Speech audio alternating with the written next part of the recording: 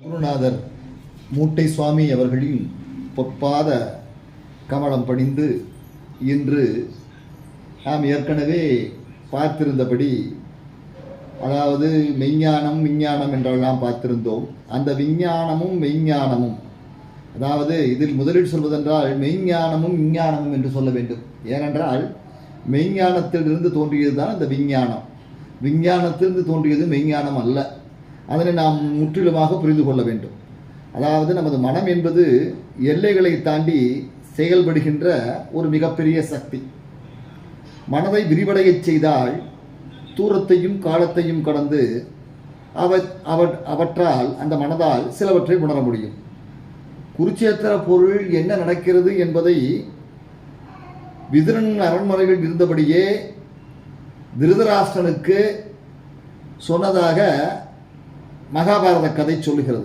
ஏனென்றால் திருதராஷ்டிரனுக்கு கண் தெரியாது. அப்ப அந்த விதுரனானவர் அரண்மனையில் இருந்தபடியே திருதராஷ்டிரனுக்கு சொன்னதாக மகாபாரத கதை கூறுகிறது. நடப்பதை நேரில் பார்க்காமலே தொலைவில் இருந்தபடி ஒருவரால் எப்படி சொல்ல முடியும் என்ற கேள்வி நமக்கு எழுவது உண்மைதான். இது நம் காலத்திலேயே நிகழ்ந்தது. அதாவது சௌந்தராதேவி என்பவர் புகழ்பெற்ற ஜோதிடர். அவர் 8 வயதிலேயே மிகப்பெரிய கணித மேதையாக விளங்கி அனைவரையும் வியக்க வைத்தார். எவ்வளவு பெரிய பெருக்கல் கணக்குகளை கொடுத்தாலும் அதை சொல்லி முடிப்பதற்குள் சரியான விடையை அவர் சொல்லிவிடுவார். இந்த நிகழ்ச்சியை நேரில் பார்த்தால் நான் நம்புகிறோம். இதை வைத்து பார்க்கும்போது ஞானசம்பந்தரும் 3 வயதில் கண்டிப்பாக உமையம்மையின் ஞானப்பால் குடித்த காரணத்தால் அவர் பதிகங்களை பாடியிருக்க முடியும் என்ற நம்பிக்கையும் நமக்கு ஏற்படுகிறது. நமது பழைய சாஸ்திரங்களிலெல்லாம் ஒரு மகத்தான பேருண்மை விளக்கப்பட்டிருக்கிறது. இந்த பிரபஞ்சத்தின் பேராற்றல் என்பது எல்லையற்றது. அந்த பேராற்றலில் ஒரு சிறிய இயக்கம்தான் நமது உயிரின் இயக்கமாகும். அதே சமயம் உயிருடன் இருக்கின்ற மனிதன் பிரபஞ்ச பேராற்றல் தனக்கு எது எது தேவையானதோ அந்தந்த சக்தியை பெறுகின்ற வாய்ப்பை பெற்றிருக்கிறான். போக பயிற்சியின் மூலம் பிரபஞ்ச சக்தியை அவன் தன்னுள் வாங்கி எத்தனையோ அற்புதங்களை செய்ய முடியும் என்பதை நிரூபித்திருக்கிறான். நம்முடைய ஞானிகளும் அதை செய்து காட்டி இருக்கிறார்கள். அதாவது சக்திக்கு பொருட்களின் மீது ஆதிக்கம் இருக்கிறது. மனம் என்பது சக்தியை வெளிப்படுத்துகின்ற போது பொருட்களின் மீது அந்த சக்தியை பிரயோகிக்க முடிகிறது. ஆக தங்களின் மன ஆற்றலின் வலிமையால்தான் மகான்கள் இது போன்ற அற்புதங்களை செய்தார்கள் என்பதும் தெரிகிறது. சங்கல்பத்தால் எதையும் சாதிக்க முடியும் என்று நம்முடைய முன்னோர்கள் சொன்னார்கள். நம்பிக்கையினால் உருவாகின்ற மன உறுதியே சங்கல்பமாகும். மன வலிமை இருந்தால் எல்லாமே சாத்தியமாகி விடுகிறது, அற்புதங்களும் நிகழ்கின்றன. மெய்ஞானம் நமக்கு அன்பை போதிக்கிறது, நமக்கு மேல் ஒரு சக்தி இருக்கிறது என்பதை நிரூபிக்கிறது. அது நமக்கு அளித்துள்ள முறையை பயன்படுத்த வேண்டும் என்ற உணர்வினை உண்டாக்குகிறது. அக்கால மனிதர்கள் இயற்கையோடு ஒன்றி வாழ்ந்தனர். அதனால் அவர்களுக்கு பிரச்சனைகள் மிக குறைவாகவே இருந்தது. அந்த மெய்ஞானத்தை விஞ்ஞானம் வென்று விட்டதாக கூறுவதை எக்காலமும் நாம் ஏற்கவே முடியாது. ஆக மெய்ஞானம் என்பது அதனிலிருந்து தோன்றியதான் விஞ்ஞானம் என்பதுதான் உண்மை. நமது இந்து சமயத்தில் இந்த மெய்ஞான வழிபாடுகள் 6 வகை வழிபாடுகளாக பிரிக்கப்பட்டிருக்கிறது. ஆலயம் தொழுவது சாலவும் நன்று என்று அவையார் சொன்ன பழமொழியும் ஞாபகத்துக்கு வருகிறது. தெய்வ வழிபாடு செய்யாத நாளெல்லாம் பிறவா நாளே என்றனர் தெரியும். நாம் வழிபடும் தெய்வங்கள் பல உருவாக இருப்பதால் அத்தெய்வங்களை எழுந்துள்ளிருக்கும் கோயில்களை பலவாறு பாகுபடுத்தி அமைத்துள்ளனர் முன்னோர்கள். பஞ்சபூத தலங்கள், நவகிரக தலங்கள், 6 படை வீடுகள், அட்ட வீரட்டான தலங்கள், சக்தி வீடுகள் என்று பல வகை தலங்கள் உள்ளன. மேலும் நோய், மனக்கவலை, மக்கட்பேறு, சுகப்பிரசவம், பித்ருதோஷம் போக்கும் தலங்களும் உள்ளன. 108 திவ்ய தேசங்கள் ஆழ்வார்களால் மங்களாசனம் செய்யப்பட்டதா கும்பாசியம் செய்யப்பட்டு அந்த தலங்களும் உள்ளன. தெய்வங்கள் அமர்ந்த, நின்ற, கிடந்த கோலத்திலும் காட்சி அளிக்கின்றன. இத்தகைய தங்களில் இந்த கோவில்களில் எல்லாம் நம்முடைய விருப்பத்தை நிறைவு செய்யும் தலங்களுக்கு சென்று இறைவன் அருளை பெறலாம். தமிழகத்தில் உள்ள திருத்தலங்கள் இப்படிப்பட்டதாகும். சூரியன், சந்திரன் முதலிய கோள்களையும் சிவன், திருமால், ஆறுமுகன் என்ற பல்வேறு தெய்வங்களையும் பழங்காலத்திலேயே தமிழர்கள் வழிபட்டதை சங்க இலக்கியங்கள் வாயிலாக அறிய முடிகிறது. இதேபோல் உலகின் தொன்மையான இந்து சமவெளி நாகரிக அகழ்வாய்வுகளின் மூலம் சிவன் வழிபாடு இருந்தது என்பது நமக்கு உறுதி செய்யப்படுகின்றது.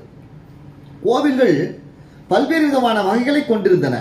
கரக்கோவில், அதாவது ஞானக்கோவில், கொகுடிக்கோவில், இளங்கோவில், மணிக்கோவில், மாடக்கோவில், ஆலக்கோவில், பெருங்கோவில் என்ற எண்வகை கோவில்கள் அக்காலத்தில் இருந்ததை திருநாவுக்கரசரின் திருத்தாண்டவம் எடுத்துரைக்கிறது. கோச்சங்கனான் என்ற சோழ மாமன்னன் 70 மாடக்கோவில்களை கட்டினார் என்ற செய்தியும் திருமங்கை ஆழ்வாரின் பாசுரங்கள் வாயிலாக நாம் அறியவே முடிகிறது. இக்காலத்திற்கு பின் இந்த கோவில்கள் நால்வரால் பாடப்பெற்ற தேவார தலங்கள் என்றும், ஆழ்வார்களால் மங்களாசாசனம் செய்யப்பட்ட திவ்யதேச தலங்கள் என்றும், வைப்பு தலங்கள் என்றும், பாடல் பெற்றவை என்றும், அயல்நாட்டு தலங்கள் என்றும் 5 வகையாக பிரித்து அடையாளம் காணப்பட்டன. பல்லவர் காலம் தொட்டே இந்து சமய ஆலயங்கள் இந்தியாவையும் தாண்டி இலங்கை, மலேசியா, ஜாவா, சுமித்ரா என பல்வேறு நாடுகளிலும் இருந்தது என்பது சான்றாக எடுத்து கூறப்பட்டன.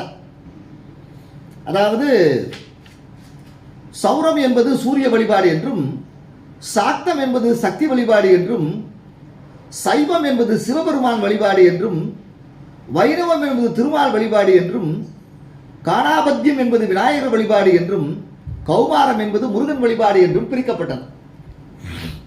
சௌரம் என்ற சூரிய பகவான் வழிபாடானது ஆதி வழிபாடு என்று சொல்லப்படுகிறது. ஆதி காலத்திலிருந்து இருந்த ஒரு இறை வழிபாடு என்பது சூரிய வழிபாடு. இயற்கையை கண்டு பயந்த மனிதன் முதலாக கையெடுத்து கும்பிட்ட தெய்வம் சூரியன் தான். அதனால் சூரிய வழிபாடு இன்னுமே நமது தமிழக வழக்கத்திலும் இந்திய வழக்கத்திலும் உள்ளது. இந்துக்கள் மட்டுமல்லாமல் உலகின் பல பகுதி மக்களும் சூரியனை முக்கிய தெய்வமாக கருதியே வழிபாடுகிறார்கள்.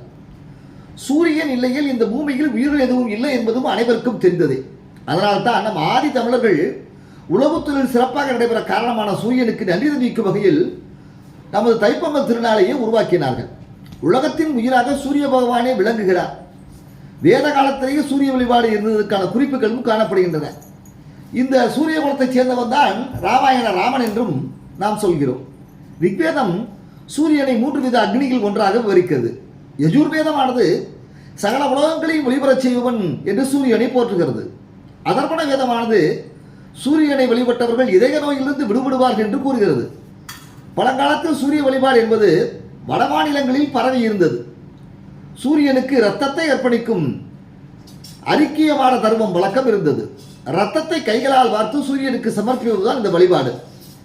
இந்த பழக்கத்தை எல்லாம் ஒழித்தவர் நமது குருவாகிய ஆதிசங்கரர் ஆவார். ஆதி காலத்தில் சூரிய உபாசனையை மந்தபூர்வமாக செய்து வந்தனர். பின்னர் உருவ வழிபாடு தொடங்கியது. கோவில்களில் சூரிய சிலைகள் பிரதிஷ்டை செய்யப்பட்டன. புராணங்களில் சூரியன் உருவம் பல விதங்களில் வர்ணிக்கப்படுகிறது. சிவ ஆகமங்களில் சூரிய மண்டலத்தின் நடுவே சிவபெருமான் வரைந்திருப்பதாக கூறப்படுகிறது. அதனால் தான் சிவபெருமானுக்கு பெயரே சிவசூரியன் என்ற பெயராகும். சூரியன் சிவனின் அஷ்டமூர்த்தியில் ஒருவராகவும் அவரது வலது கண்ணாகவுமே விளங்குகிறார். நமது வலது கண்ணுக்கும் அதிபதி சூரியன் தான், இடது கண்ணுக்கு அதிபதி சந்திரன். உலக நாடுகளில் சூரிய வழிபாடு எப்படி இருந்தது என்றால், 3000 ஆண்டுகளுக்கு முன்னர் எகிப்தியர்கள் சூரியனை வழிபட்டனர்.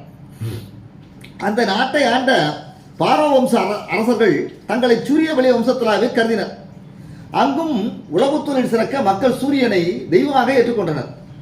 பாரசீகர்களின் வேத நூலான ஜென்த் அவஸ்தாவில் மித்ரன் என்ற பெயரில் சூரிய வழிபாடு குறிக்கப்படுகிறது. மாகர்கள் எனப்படும் பாரசீகர்கள் சூரிய ஆராதனைக்காக இந்தியா வந்து சென்றதாக ஆராய்ச்சியாளர்கள் கூறுகின்றனர். கிரேக்கர்கள் சூரியனை அப்போலோ என்ற பெயரில், சோமானியர்கள் ஹைபீரியன் என்ற பெயரிலும் வழிபட்டனர். தென் அமெரிக்காவில் உள்ள பெருநாட்டில் வாழ்ந்த இன்காஸ் இனத்தவர்களும் சூரிய வழிபாடுகளையே செய்தனர். சிவபெருமானின் ஞானக்கண், சிவபெருமானின் அஷ்டமூர்த்தியில் ஒருவர் தான் சூரிய பகவான். சூரியனின் மறு உருவாக நமது சிவபெருமானை சித்தரிக்கப்படுகின்றார். சிவபெருமானின் முக்கண்களில் ஞானக்கண்ணாக உள்ளவர் தான் சூரியன் என்று சொல்லப்படுகிறது. அதனால் தான் சைவர்கள் சூரிய வழிபாட்டுக்கு முக்கியத்துவமே தந்தார்கள். அதுபோல் வைணவர்களும் ஸ்ரீமத் நாராயண அம்சமாகவே சூரியனை கருதுகிறார்கள். அவர்கள் சூரிய பகவானை சூரிய நாராயணன் என்று நாராயணனுடைய பெயர் சேர்த்தே வழங்குகிறார்கள். இதிலிருந்தே நாம் அறிந்து கொள்ளலாம். சிவசூரியன் ஒருமுகம் கொண்டவர், 2 கைகளில் வெந்தாமரையை வைத்திருக்கிறார். ஏனைய 2 கரங்களும் அபய வரத கஸ்தங்களாக உள்ளன. 7 குதிரைகளை பூட்டிய அருணன் என்ற தேரில் சஞ்சாரம் செய்கின்றார். பிராண கருத்தின்படி சூரியன் காசியபருக்கும் அதிதி தம்பதியருக்கும் மகனாக பிறந்தவர். இவருக்கு பல பெயர்கள் உண்டு. சூரியனை விஸ்வகர்மாவின் மகளான சஞ்சிகை என்பவளை மணந்தார் என்றும், அவள் சூரியனின் உஷ்ணம் தாங்காமல் தன்னை போல நிழல் உருவத்தை தோற்றுவித்து சூரியனிடம் வாழும்படி கேட்டுக்கொண்டாள் என்றும் அவளுக்கு பெயர்தான் சாயாதேவி என்றும் கூறப்படுகிறது.